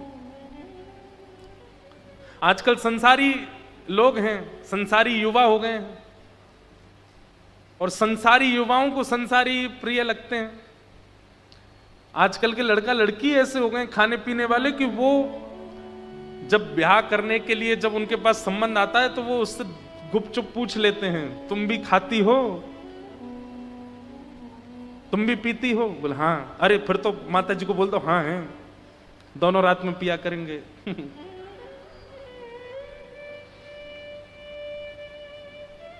बहुत विचित्र संसार हो गया है। पहले ऐसे कहा जाता था कि लड़का खाता पीता नहीं हो तो ही ब्याह करेंगे, अब यह खाता पीता होना चाहिए, हमारी बेटी रह ही नहीं पाएगी। ये कलयुग नहीं है तो क्या है? कहां किसी समय पर गुण देख करके ब्याह किया जाता था, अब यह देखा जाता है अब गुण नहीं है तो मैं कैसे रहूंगा? कितना विचित्र संसार है। आजकल स्कूल यूनिवर्सिटी के बच्चे, हम जाता हूं मैं कभी कभी यूनिवर्सिटीज में, तो वहां देखने में आता है सबसे कम मित्र उन लोगों के जो बहुत सुधरे हुए हैं, और सबसे ज्यादा मित्र उनके जो बिगड़ैल हैं, एक नंबर के।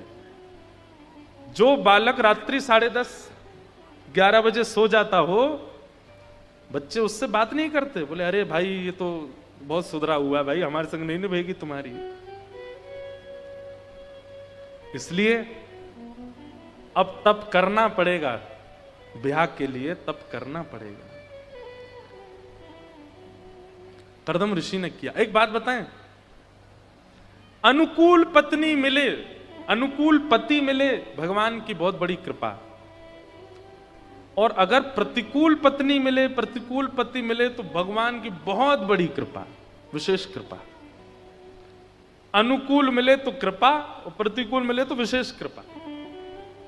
आप कहोगे कैसे? अनुकूल मिले तो दोनों बैठ के कथा सुनना, और अगर प्रतिकूल मिले तो उसके हिस्से का जो प्रेम है वो भी ठाकुर जी को दे देना। अब अनुकूल मिलेगा तो प्रेम में भी विभाजन होगा ना। अनुकूल अगर मिलेंगे जीवन साथी तो प्रेम में विभाजन होगा, थोड़ा प्रेम उनको देना पड़ेगा, अनुकूल है। लेकिन प्रतिकूल मिले तो पूरा ही पूरा ठाकुर जी को दे दो, लो इनके बटका भी आपको अर्पित। एक हमारे परम भक्त हुए भारतवर्ष में, उनका नाम था श्री तुकाराम जी महाराज।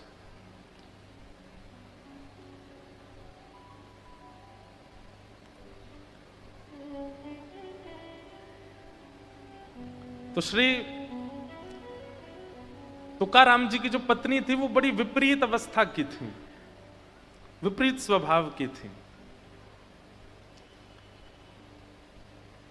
एक बार एक गांव में लड़का था, बहुत अच्छी कथा है, ध्यान से सुनना, मुझे बड़ी अच्छी लगती है। एक महापुरुष कैसे उत्तर देता है। तो तुकाराम जी, जिनके आगे महाराष्ट्र के मराठा राजा छत्रपति शिवाजी महाराज भी नतमस्तक होते थे, वो तुकाराम जी अपनी पत्नी की लड़ाई और चिकचिक से इतने मतलब बेचारे परेशान तो नहीं होते थे, लेकिन बहुत लड़ती थी, तो इसलिए घर से गांव के बगल में एक पर्वत था, उसके ऊपर पूरे दिन सुबह चले जाते थे, रात को उतर के आते थे नीचे, पूरे दिन वहीं रहते थे। तुकाराम जी से मिलने छत्रपति शिवाजी महाराज आते, बड़े बड़े संत आते, बड़े बड़े महापुरुष आते थे, लेकिन पत्नी उनका बिल्कुल आदर नहीं करती थी, पत्नी बिल्कुल सम्मान नहीं करती थी। एक दिन एक गांव का बालक, पूरा घर उसके पीछे पड़ा था, तू ब्याह कर ले, ब्याह कर ले, ब्याह कर ले, उसको करना नहीं था। तो उसने अंतिम बार अपने परिवार के लोगों से कहा, ठीक है तुम लोगों को चाहते हो मैं ब्याह कर लूं? बोले हाँ। तुकाराम जी से कहलवा दो कि ब्याह कर ले तो मैं कर लूंगा, क्योंकि उसको पता था तुकाराम जी नहीं बोलेंगे कि ब्याह कर लो। भाई दूध का जला, दूसरे को भी दूध जला हुआ पीने नहीं देता, छाछ फूंक फूंक के पीता, ही तो बात है, पर दूध का जला दूसरे को सावधान कर दो, भाई फूंक मार के पियो, गर्म है।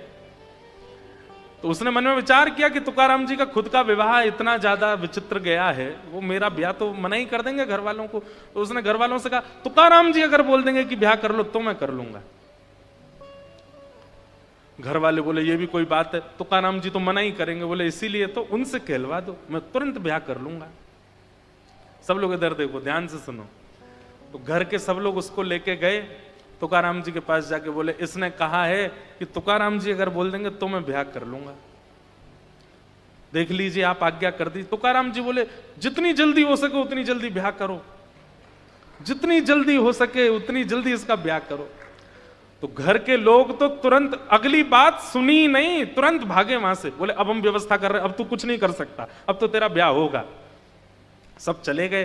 तो उसने चरण पकड़ लिए तुकाराम जी के, बोले आप ये तो आपने गलत किया, आप महापुरुष हैं, आप श्रेष्ठ जन हैं, और श्रेष्ठ जन अगर देख लेते हैं कि मार्ग में कांटे पड़े हैं तो दूसरों को सावधान कर देते हैं कि तुम मत आना, कांटे हैं। आप कैसे? ये तो आपने वो वाली बात कर दी कि मुझे कांटे लगे तो तू क्यों बचे, तेरे को भी लगने चाहिए। तुकाराम जी बोले नहीं। तो क्यों कहा आपने कि ब्याह कर लो? आपका विवाह कैसा गया है सब जानते हैं, फिर आपने क्यों कहा? तुकाराम जी बोले देख, पत्नी अगर तेरे मन अनुकूल आ गई तो कोई शिकायत नहीं है, बढ़िया चलेगा जीवन। और पत्नी यदि विपरीत आ गई तो एक गांव में 2 तुकाराम हो जाएंगे, एक मैं भी एक तू भी। तू भी भजन करियो संग बैठ के, मेरा उत्तराधिकारी कौन फिर? हाँ, मेरी गद्दी पे कौन बैठेगा? तब वो बालक तुकाराम जी के सामने रोने लगा और उसने चरण पकड़ लिए, तुकाराम जी से बोला, महाराज एक बात बताइए। बोले क्या? इतनी विपरीतता है आपके जीवन में, आपकी पहली पत्नी ने प्राण त्याग दिए, आपका इकलौता बेटा था और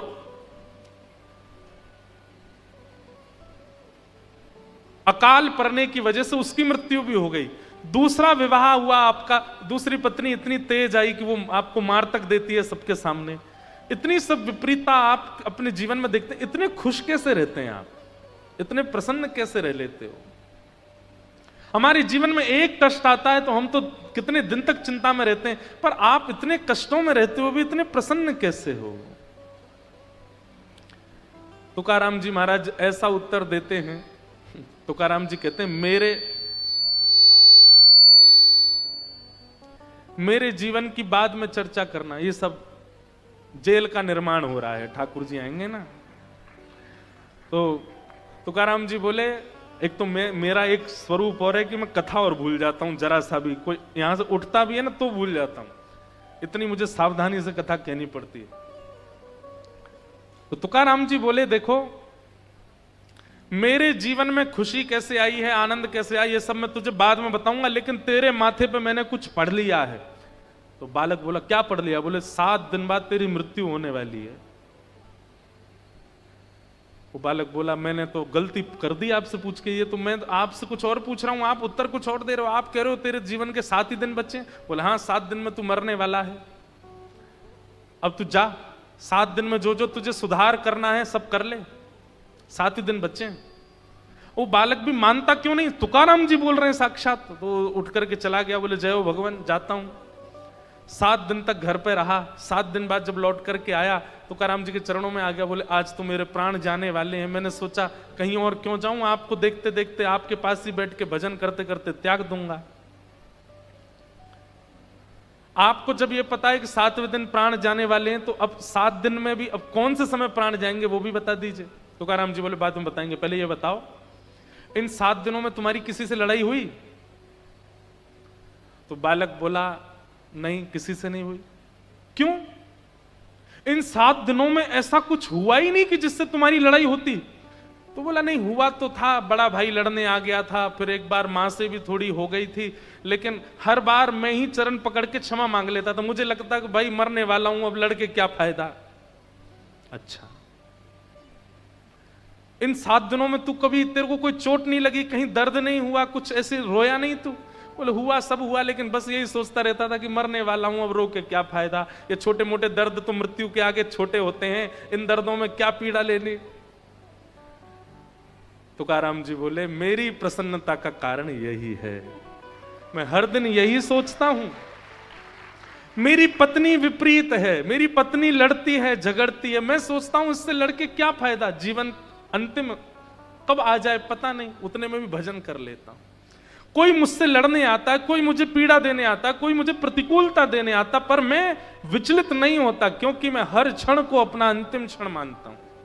मुझे लगता है कि अभी मैं इससे लड़कर के अगर अपना समय व्यर्थ कर दूंगा, कहीं अगले ही क्षण मेरे प्राण चले गए तो, इसलिए मैं सब जगह अपनी गलती स्वीकार कर लेता हूं, प्रसन्न रहता हूं, भगवत भजन करता रहता हूं। बालक ने चरण पकड़ लिए, बोले, आप ही मेरे गुरु हो, मैं क्या पूछता हूं और आप कैसे उत्तर देते हो, वो बात देख करके मैं आनंदित हो गया। मैं अभी ब्याह कर रहा हूं आपकी आज्ञा से। तुरंत उसने ब्याह किया और तुकाराम जी ने उसका जीवन संवार दिया। सोचिए, ये सब भक्त जन, ये सब संत जन, ये सब महापुरुष जन, ये लोग ऐसा जीवन जी के हमें सूत्र दे करके गए हैं कितने। इसलिए प्रतिकूल पत्नी अगर मिले, पति मिले, तो उसके बटका जो प्रेम है वो भी ठाकुर जी को दे देना। आप अपने भाग्य को बस मान लीजिएगा, जो था वो मिला है, और स्वीकार करके भगवत भजन करो। अनुकूल होता तो दोनों करते, प्रतिकूल है तो अकेले करो, हर स्थिति में सम रहो। तो कर्दम ऋषि ने भगवान से कहा कि मुझे अनुकूल पत्नी मिले, और कैसी अनुकूल? सुंदर नहीं, सुशील नहीं, मेरे समान आपसे प्रेम करने वाली, मुझसे भी ज्यादा आपसे प्रेम करने वाली पत्नी मिले। भगवान इतने प्रसन्न हो गए, भगवान बोले, चिंता नहीं करो, स्वयंभू मनु की पुत्री देवहूति से तुम्हारा ब्याह होगा, और मैं तुम्हारे इस भाव से इतना प्रसन्न हूं कि तुम्हारे यहां पुत्र के रूप में मैं ही जन्म लूंगा, तुम्हारे यहां मैं जन्म लेके आऊंगा, जाओ। और कर्दम ऋषि के यहां 9 पुत्रियों ने जन्म लिया और 10वें संतान के रूप में भगवान कपिल का प्रादुर्भाव हुआ। बोलो कपिल भगवान की, जिन्होंने सांख्य शास्त्र का निरूपण किया, दर्शन शास्त्र की व्याख्या की, पूरे विश्व को सांख्य योग से अवगत कराया। अद्भुत ज्ञान के प्रणेता श्री कपिल भगवान देवहूति माता के साथ में सुंदर संवाद करते हैं। उस कथा को बड़े भाव से यहाँ पर सुनाया गया। सब, अब कथा तो बहुत बड़ी है, अनेक बार कही है विस्तार से, सबको प्रणाम करते हैं। आगे देवहूति माता की 2 और बहन हैं, आकुति और प्रसूति, इनका प्रसंग सुनाया गया। फिर इनके 2 भाई प्रियव्रत, उत्तानपाद। तो यहां उत्तानपाद राजा की 2 पत्नी सुनीति और सुरुचि। बड़ी पत्नी से पुत्र का जन्म हुआ, नाम हुआ ध्रुव, और छोटी पत्नी के पुत्र का नाम हुआ उत्तम। छोटी पत्नी के प्रति ज्यादा आकर्षण की वजह से बड़ी पत्नी का त्याग कर दिया। बड़ी पत्नी के पुत्र ध्रुव जब 4-5 वर्ष की अवस्था के हो गए तो अपनी मां से पूछने लगे, मां मेरे पिता कौन है? जब पिता का परिचय दिया कि सामने जो राजभवन है इसमें जो राजा हैं वही तुम्हारे पिता हैं, अपने पिता को देखने के लिए ध्रुव जी जैसे ही राजभवन में गए तो पिता की गोद में दूसरा बालक देखा, छोटी मां का बेटा। वो देख करके ध्रुव जी के मन में आया कि इस गोद का अधिकारी तो मैं भी हूं। जैसे ही अपने पिता की गोद में जाने के लिए आगे बढ़े, छोटी मां ने रोक दिया और कहा कि वो तुम्हारे पिता हैं पर मैं तुम्हारी मां नहीं हूं, इसलिए तुम इस राज्य गद्दी पर नहीं बैठ सकते। अगर तुम्हें अपने पिता की गोद में बैठना है या उस राज्य गद्दी पर बैठना है तो भगवान का भजन करो, भगवान को प्रसन्न करके प्रकट करो, और जब भगवान कहें वरदान मांगो तो वरदान में यह मांगना कि मेरा जन्म छोटी मां के गर्भ से हो, मेरे गर्भ से जन्म लेकर के जब आओगे तब बैठोगे यहां। छोटे से ध्रुव जी महाराज रोते रोते अपनी मां के पास। अब ये सब कथाएं ना, इनका विस्तार इतना सुंदर है। सुनीति का रूप क्या है हमारे जीवन में, सुरुचि का रूप क्या है हमारे जीवन में, ध्रुव कौन है हमारे जीवन में, इस सब का बड़ा अर्थ है, पर वो समय की पाबंदी है, थोड़ा सा समझा देते हैं। सुनीति और सुरुचि ये 2 पत्नियां हैं, हम सबकी 2 पत्नी हैं। सुनीति यानी कि बुद्धि और सुरुचि यानी कि मन, हम सबकी 2 पत्नी हैं। जैसे उत्तानपाद राजा छोटी पत्नी के प्रति ज्यादा आकर्षित है, ऐसे हम भी छोटी पत्नी के प्रति आकर्षित रहते हैं। छोटी पत्नी कौन? मन। अच्छा, यह भी प्रमाणित है कि यह छोटी पत्नी कैसे है, क्योंकि बुद्धि तो तभी एक्टिव हो जाती है जब हमारा जन्म होता है, पर मन 12 साल के बाद, 13 साल के बाद, 14 साल के बाद एक्टिव होना शुरू। आजकल के बच्चों का तो 6 साल में ही हो जाता है। 3 साल के बच्चे को, 2 साल के बच्चे को मां जो खिला दे खा लेगा, जो पहना दे पहन लेगा। 6 साल का बच्चा तक भी मां अगर उसको छोटे कपड़े पहना दे वो भी पहन के चला जाता है। 7 साल का होते ही फिर उसकी इच्छाएं प्रकट होने लगती हैं, मैं तो ऐसे पहनूंगा, मैं तो वहां जाऊंगा। तब मन का जन्म होता है। तो मन छोटी पत्नी है, और छोटी पत्नी के प्रति हमारा आकर्षण ज्यादा होता है, और कभी कभी आकर्षण इतना ज्यादा हो जाता है कि हम बड़ी पत्नी का त्याग ही कर देते हैं, यानी कि मति।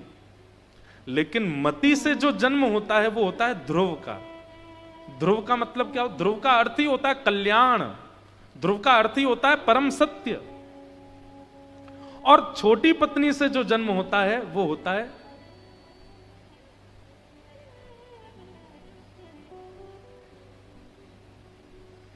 सुनीति के पुत्र ध्रुव और सुरुचि के पुत्र उत्तम।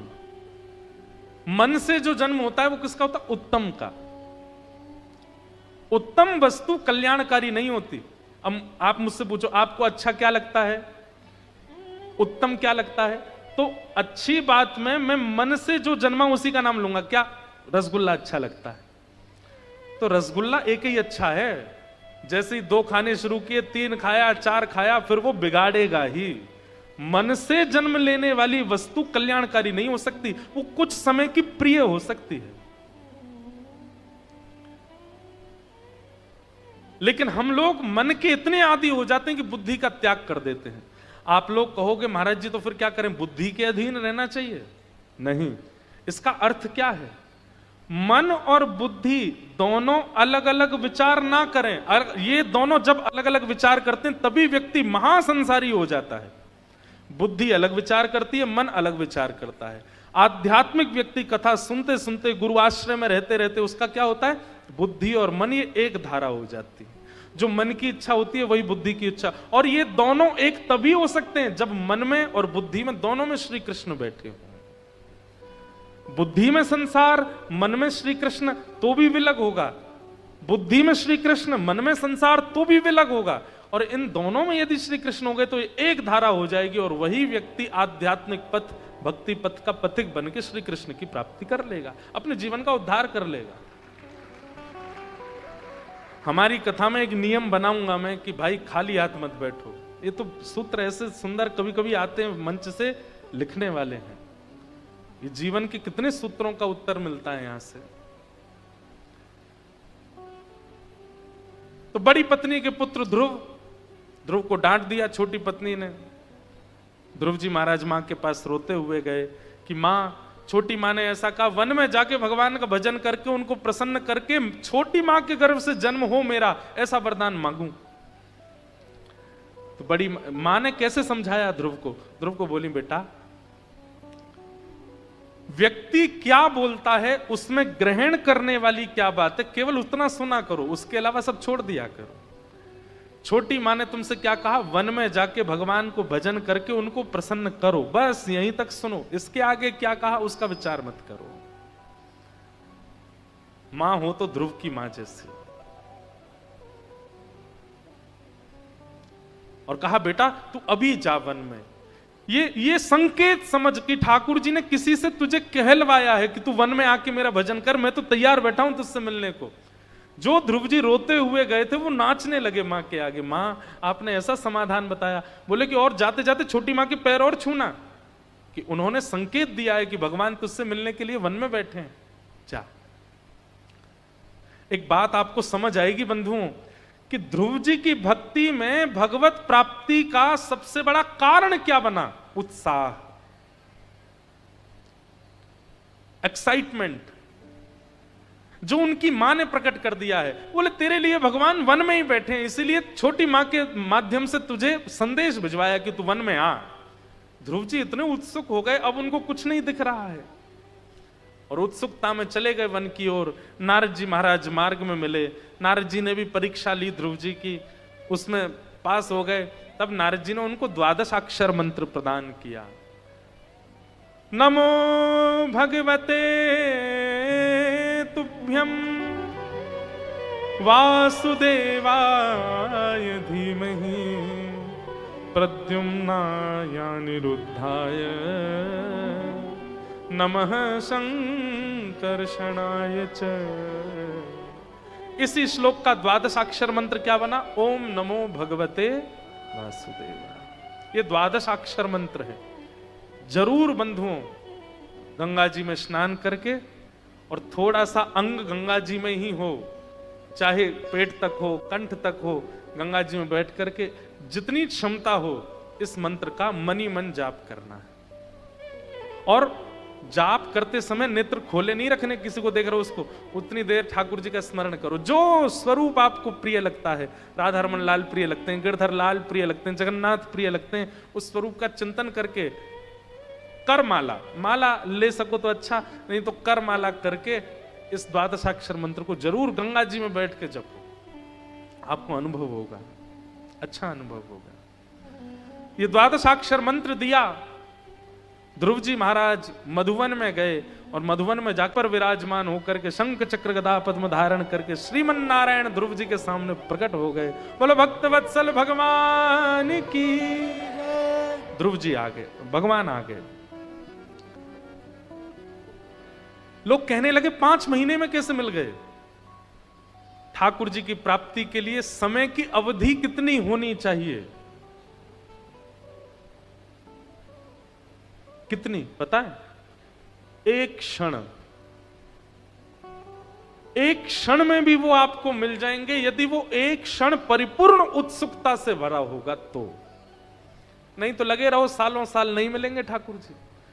एक बात लिख लीजिएगा, आपके नियम से, साधन से, व्रत से, तप से ठाकुर जी प्रसन्न होते हैं, पर यदि इन नियम, साधन, व्रत, तप में उत्सुकता नहीं है तो ठाकुर जी मिलने में समय लगाएंगे। एकादशी करते हैं पर कैसे करते हैं? भार, आज तो मेरे मित्र का जन्मदिन है, क्या करें, एकादशी आ गई, अब तो मैं कुछ खा ही नहीं सकता, सारे छोले भटूरे खा रहे हैं, मैं तो देख ही नहीं सकता। अगर इस भाव से एकादशी भी कर रहे हो ना, तो उत्साह शून्य हो गई, और उत्साह शून्य होते ही आपके नियम का, आपके व्रत का, आपके भाव का हनन हो जाता है। इसलिए भैया तीर्थ यात्रा, ध्यान से सुनना, तीर्थ यात्रा, व्रत, नियम, नाम जप और कथा, इन पांचों में कुछ हो चाहे ना हो, उत्सुकता भरपूर होनी चाहिए। जब तक बिना उत्सुकता के इनका पालन करोगे, इनसे कोई फल प्राप्त होने वाला नहीं। नाम जब आप जपते हैं तो उस समय यह नहीं होनी चाहिए 14 माला जपनी है, 11 माला जपनी है, गुरुजी ने 21 माला के लिए कहा, जल्दी जल्दी पूरी करूं, अरे क्यों नहीं हो रही। कई लोग जाप करते हैं ना, हम भी बचपन में जब करते तो जब करते करते अंदर देखते कितनी दूर रह गई अभी वो सुमेरु कब आएगा ऊपर। नहीं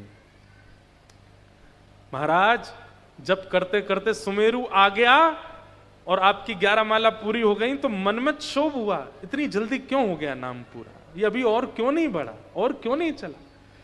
7:15 बजे जैसे ही मैं बोलूं कि अब हम कथा कल सुनाएंगे, तो आपके मुख से जैसे पीड़ा की आह निकलती है ना, ऐसे निकल पड़े कि अरे इतनी जल्दी कथा क्यों पूरी हो रही है, अब फिर कल 4 बजे तक प्रतीक्षा करो। और व्यास जी भी हमारे 4:30 से पहले तो आते नहीं है। विचार करें, ये व्याकुलता, उत्सुकता से ठाकुर जी मिलते हैं। बाकी जप, नियम, तप, वह कुछ भी हो, उत्सुकता। ध्रुव जी को भगवान मिले और भगवान की ध्रुव जी ने स्तुति गाई। भक्ति मुहु प्रवहताम त्वयि में प्रसंगो भूयादनंत महताम अमलाशयानाम येनांजसौल्वण मुरुव्यसनम भवाब्धिम निश्चय भवद गुण कथा मृतपान मत्त। हे नाथ, मुझे व्यसनी बना दो। क्या कह रहे हैं ध्रुव जी? मुझे व्यसनी बना दीजिए। भगवान बोले व्यसनी? किस चीज का व्यसन करना है? बोले आपकी कथा का व्यसन हो जाए, ऐसी कृपा कर दो, आपकी कथा सुनने का मुझे व्यसन लग जाए। व्यसनी व्यक्ति कैसा होता है? सब लोग इधर देखो, व्यसनी व्यक्ति कैसा होता है पता है? बहुत तेज सिर में दर्द हो रहा है, क्या करें? तो थोड़ी सी पी लो, ठीक हो जाओगे। बहुत चिंता हो रही है, अच्छा चलो संसारी पीने वाली वस्तु का नाम तो नहीं लेंगे, चाय, चाय भी व्यसन है। सिर में दर्द हो रहा, चाय पिला दो। अभी अभी भोजन किया, थोड़ी थोड़ी चाय और पी लें हैं। अब तो नींद आ रही है, चाय पी के सोएंगे। सुबह उठ गए, चाय पिलाओ। घूमने जा रहे हैं, बोले 1 कटोरी चाय पी के फिर चलेंगे। अरे भैया, जहां घूमने आए थे पहुंच गए, चाय तो पियेंगे, यहां उतरते ही पहले चाय। व्यसनी व्यक्ति क्या करता है?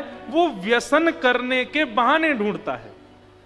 ध्रुव जी महाराज ने जो यहां व्यसनम भवाब्धिम शब्द कहा है, इसका मतलब क्या है? बोले मैं आपको याद करने के बहाने ढूंढूं, ऐसी मेरे जीवन की उत्सुकता बना दो नाथ। मैं केवल बहाने ढूंढा करूं, कैसे कथा सुनूं, कैसे मिलूं, कैसे जाऊं।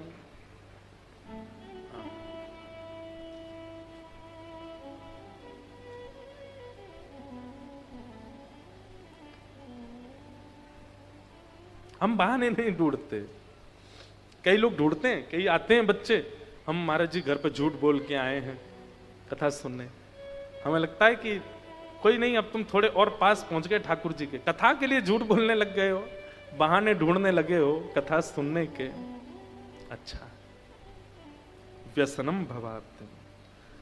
ध्रुव जी महाराज ने ठाकुर जी से बस यही मांग। भगवान बोले, ए ध्रुव मेरी एक बात सुन, तू मांगने तो निकला तो कुछ और वजह से था। पिता की राज्य गद्दी पर बैठना था और यहां आकर के तूने गद्दी का चर्चा भी नहीं करी। तो ठाकुर जी आपके दर्शन के बाद अब संसार की कोई इच्छा नहीं। भगवान बोले नहीं, फिर भी वो सूक्ष्म इच्छा को मैं पूरी करूंगा और 36,000 वर्ष के लिए तुमको पृथ्वी का राजभार संभालना पड़ेगा। ध्रुव जी महाराज तो बड़े व्याकुल हो गए, बोले नाथ आपके दर्शन के बाद 36,000 वर्ष रहना पड़ेगा संसार में, ऐसा मत करो नाथ।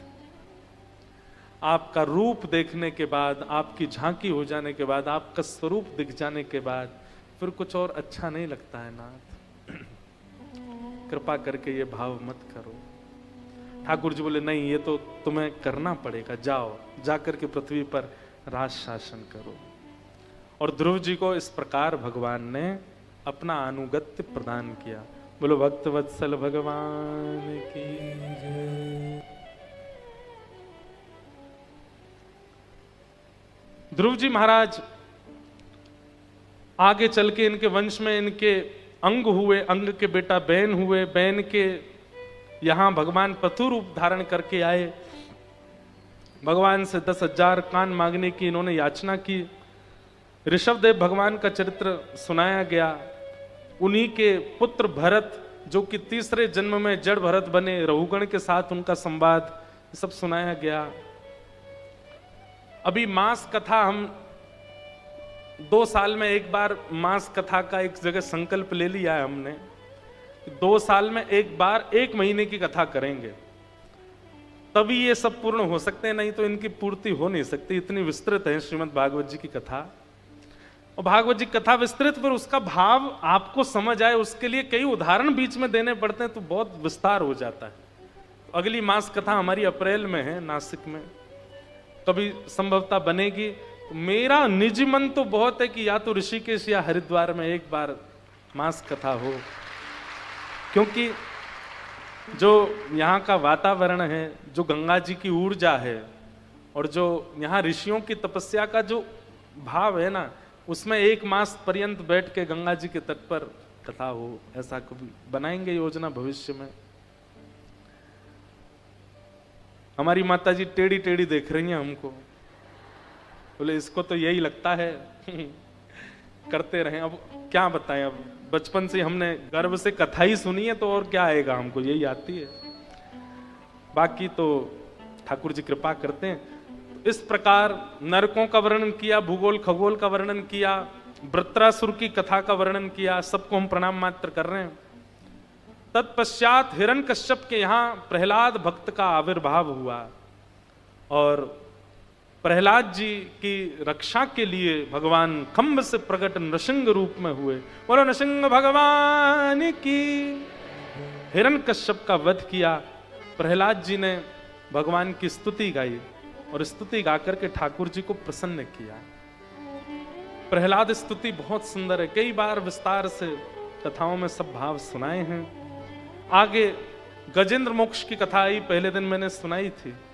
बलि वामन अवतार की कथा आती है, जहां पर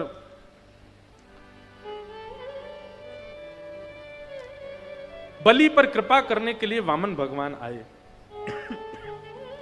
3 पग जमीन लेने का संकल्प लेकर के भगवान विराट हो गए और 2 पग से तीनों लोक नाप लिए। तत्पश्चात अनेक अनेक कथाओं का वर्णन किया गया और उसी बीच श्री गंगा जी के अवतरण की कथा भी आती है। सूर्यवंश के राजाओं का जब प्रसंग प्रारंभ हुआ तो सूर्यवंश के राजाओं में एक सगर नाम के राजा हुए। सगर के 2 पुत्र थे, 2 पत्नियां थीं। पहली पत्नी से तो 60,000 पुत्रों ने जन्म लिया और दूसरी पत्नी के पुत्र हुए असमंजस, असमंजस के हुए अंशुमान, अंशुमान के हुए दिलीप और दिलीप के हुए भगीरथ। और भगीरथ महाराज ने जाकर के हिमालय पर घनघोर तपस्या की, तब भगवान के चरणों का अभिषिंचित जल मां गंगा इस पृथ्वी पर प्रकट हुई। बोलो गंगा मैया की। कथा ऐसी है कि कपिल भगवान तपस्या कर रहे थे और सगर राजा जो थे ये अश्वमेध यज्ञ कर रहे थे। अश्वमेध यज्ञ में अश्व जो घोड़ा होता है उसको वन में छोड़ा जाता है और जहां तक वो घोड़ा जाएगा वहां तक दिग्विजय मानी जाती है राजा की। अगर वो घोड़ा पूरी पृथ्वी की परिक्रमा करके वापस वहीं आ गया जहां से निकला है, तो उस व्यक्ति का अश्वमेध यज्ञ पूर्ण हो जाता है और उसको इसके फल स्वरूप इंद्र की पदवी प्राप्त होती है। तो इंद्र कभी नहीं चाहते कि किसी का अश्वमेध यज्ञ पूर्ण हो, इसलिए अश्व का हरण करके इंद्र ने कपिल मुनि के आश्रम पर बांध दिया। सगर राजा ने अपने 60,000 पुत्रों को आज्ञा की कि जाओ अश्व ढूंढ के लाओ। अश्व ढूंढते ढूंढते जैसे ही पहुंचे, सागर के तट पर कपिल भगवान बैठे थे, अश्व मिल गया। तो ये 60,000 ने कपिल भगवान को दोषी मान करके उनको उनके तप में विघ्न डाला। तो कपिल भगवान ने नेत्र खोल करके देखा तो नेत्रों से अग्नि प्रकट हुई, 60,000 जल के भस्म हो गए। सगर राजा ने कहा कि भैया हमारे पुत्र गए थे, अभी तक लौट के नहीं आए। तो अपनी दूसरी पत्नी के पुत्र असमंजस के पुत्र अंशुमान को भेजा कि तुम जाओ। तो अंशुमान ढूंढते ढूंढते गए तो देखा कपिल मुनि के आश्रम पर खूब सारा राख का ढेर लगा है। तब कपिल मुनि ने बताया यही तुम्हारे सब भाई बंधु हैं, योग अग्नि में जल के भस्म हो गए। तो असमंजस बोले इनका कल्याण कैसे होगा? बोले इनका कल्याण तो केवल एक से हो सकता। बोले क्या? जगत जननी गंगा जी अगर पृथ्वी पर आवे और उनका स्पर्श अगर इनकी अस्थियों को हो गया